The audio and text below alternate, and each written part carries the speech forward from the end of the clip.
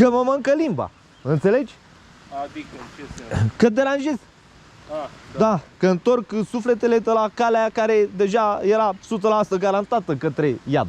Înțelegi? Da. Adică, momentul când el... Deci asta spun toți preoții și spun și cărțile religioase. Momentul când omul și-a mărturisit un păcat, nu se mai aplică pedepsele pentru păcatul respectiv. Se anulează. Ai înțeles? Scrie asta în Biblie? Da, eu ți arăt. Și am luat o carte. Uite, chiar am fotografiat paragrafele. Știi cum se numește cartea de la Prizlop? Când am fost acum, ultima dată, cu soacră mea, la Părintele Arsenie. Înțelegi? Scrie acolo, îți trimit că am poze pe telefon, ți le trimit pe WhatsApp și citești textele. Și spune că să făcuse planul ca... i-am spus și aseară lui. Nu mai știu ce era, faraon sau nu știu ce era. Nu era faraon ăsta, era un om de ăsta, un rege, ceva de gen.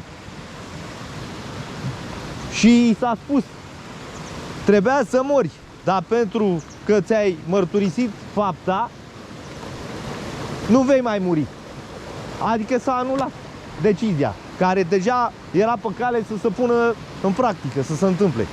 Momentul când el s-a dus cu regret și a mărturisit, adică a conștientizat că a greșit și a mărturisit,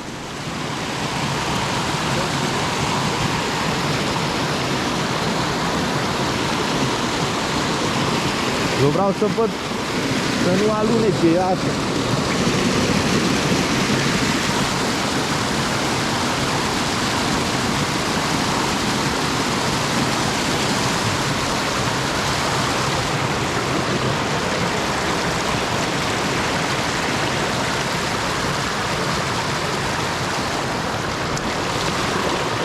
Vezi că asta alunecă la aici.